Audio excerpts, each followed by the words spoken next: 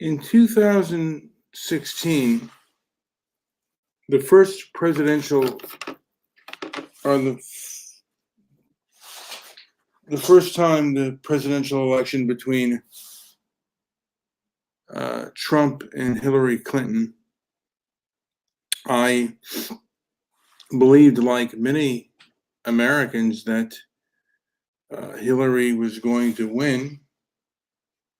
I believed the polls,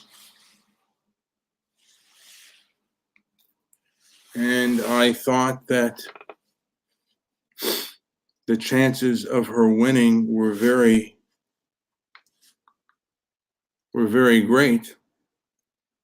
And then when election night ended, I was surprised.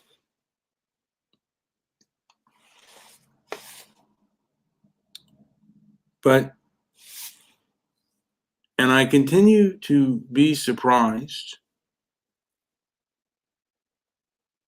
how people behave and how they act. Yesterday, I was listening to a show. I believe his name is Luke Ford, and I asked him a question. How can conservative Americans, unify around cancel culture, the normalization of riots,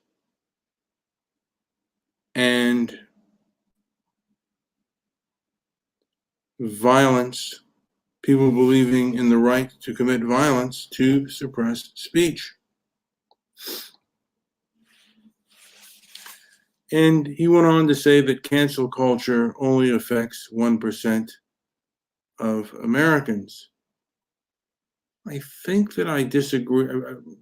Like, it affects financially people, but it does affect the ability to put a message out there and influence people. But I had to think about it.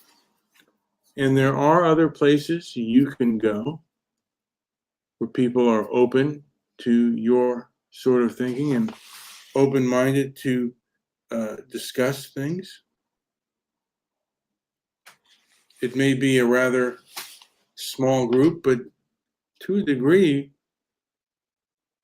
I think throughout history, not just American history, but world history, there has always been a time when people do not want to hear what you have to say, and they will stop you from saying it and use oftentimes violent means to do so.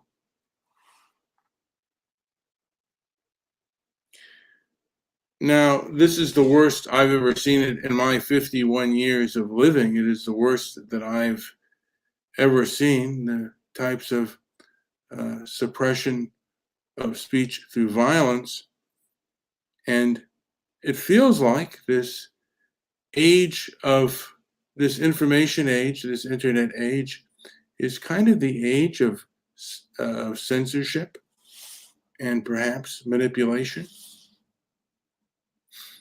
But human beings have always manipulated. The powerful seem to have always manipulated those that are not powerful to gain advantage and gain their ways. And for one, I'm not sure on how to work around that. I know ways of working. There are different websites that you can go on. There's Parler. Instead of Twitter, there's Parler. There's Minds. There is BitChute, that I think Joe and I are thinking of also posting our stuff on that. There's alternative things out there where you can have people listen to what you have to say. Although it is a rather I guess, difficult for those who want to have their voices heard. And I personally, I have certain views that some would consider controversial. And there were times that I like to post those views on certain social media sites, and people would become inflamed. Um, and I recently kind of had an epiphany to what good does that do? For the most part, if the only thing that I'm doing, and if you want to speak to yourself, but I'll just say this: if the only thing that I'm doing is pissing that person off, am I really accomplishing any goals? It doesn't. It does not take a. I mean, it doesn't take a smart person to piss somebody off. That's easy. Negotiating them and getting them to change their mind is hard. And even with logic and reason, people are hardwired to believe what they believe. And human beings are not rational.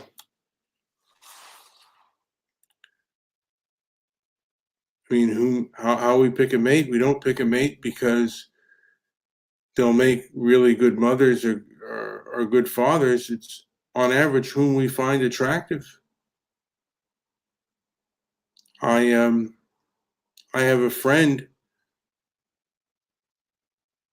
who's who the family, she was dating two people. One was a doctor who was thin and frail. I mean, I don't want to say frail, but he was a rather thin man, and not as attractive as the boxer that she was also dating, who had, muscles and abs for days. And she went with the sexy boxer, who turned out to be an alcoholic and abusive. And of course, it wasn't the best thing to have children by this man. But people don't make rational decisions when choosing a mate. And I don't think they make rational decisions sometimes when making political decisions. And I could even speak for myself. Maybe it is emotional.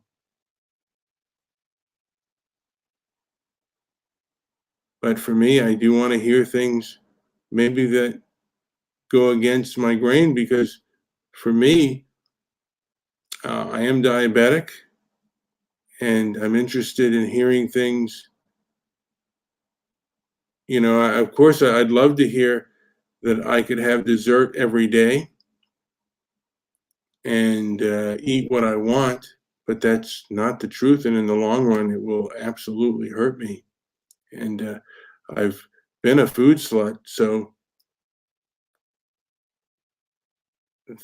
the fact is, if if I indulge myself, I will end up feeling worse than the pleasure of eating. And life, I guess, is filled many times with trade-offs. And how honest do we want to be with the trade-offs and the problems that face society? And I probably have no power to change things like cancel culture, or even the power to stop people from rioting once the riot begins, or even those that want to riot and those that want to support the rioters. And I don't know if I have any power to end the lockdowns. I mean, there's going to be lockdowns. Or there may be lockdowns. and I don't have any power over this election. And there is a possibility it could go either way. It's probably more likely that Biden is going to be successful. That was my timer. I timed it before I started the show for about 20 minutes. And yeah. So I wanted to say there's a possibility that Biden could win. I mean, there's a greater possibility that Biden is going to win. It looks that way. But I was surprised in 2016. I could be surprised again. But I don't necessarily have my hopes either way. Whoever wins, whatever the power structure decides, who's going to be our president. And Trump is my president now. And Biden, if he wins, will be my president, whether I like it or not, whether I agree with him or not, whether I believe the election, whether I believe he's a legitimate president or his win is legitimate. Still my president. I may not like it, and many of you may not like it, and many of you may choose to resist. Many of you will choose to rejoice. And how you rejoice. I mean, if you want peace, if you rejoice too hard, if you really think that civil conflict is worth it, or that civil conflict won't happen, that may be a mistake. A lot of times people will provoke people thinking they can defeat them physically, and then they are unpleasantly surprised. Sometimes, though, the provoked stand up and get put down again, but it could go either way. Anytime you provoke somebody or provoke a group of people, the possibility of them resisting can be rather great. And it is what it is. There are a lot of unknown variables right now.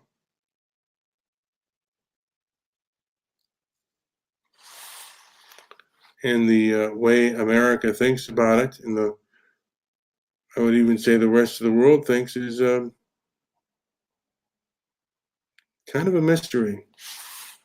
It's sad because I think, my hope was that the internet could bring logic and reason together, and it's done just the exact opposite. And it's, at least from my perspective, censorship has exacerbated this problem. And there are people who believe in censorship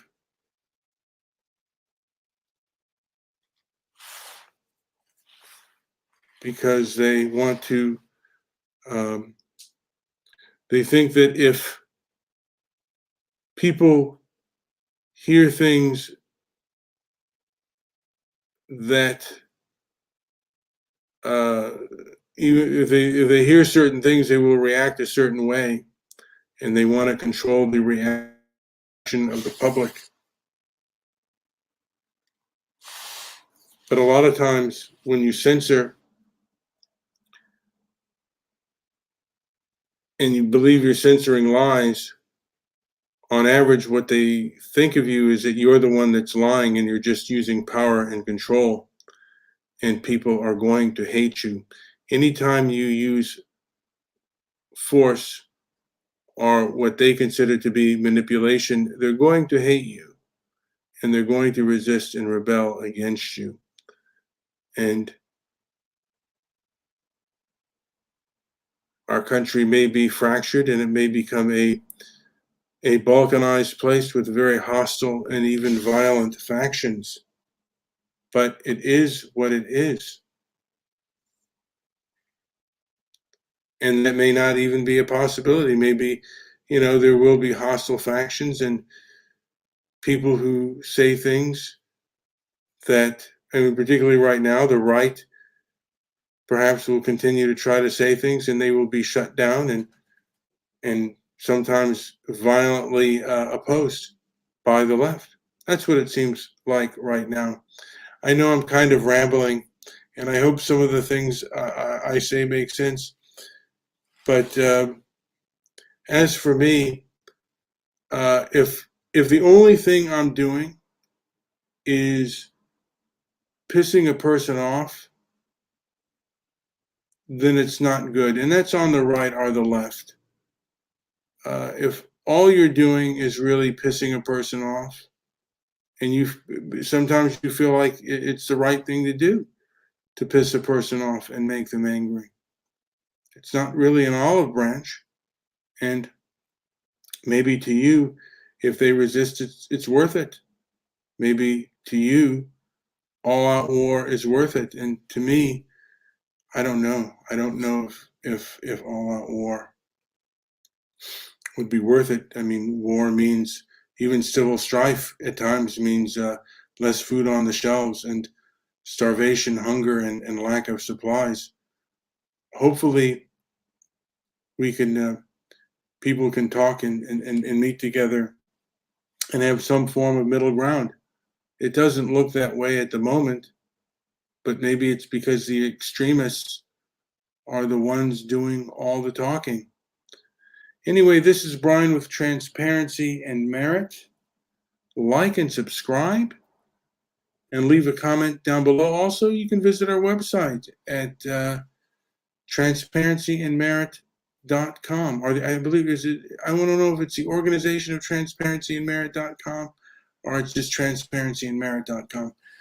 I have to check that out. But yeah, we're trying to have open and honest dialogue. Hopefully, people don't get too inflamed.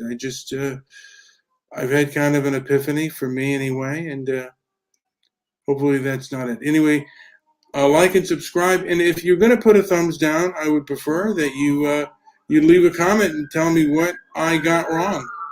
I can't change if I don't hear it, and I may agree or I may disagree. That's all. Anyway, thank you and have a good day. Like and subscribe and leave a comment below.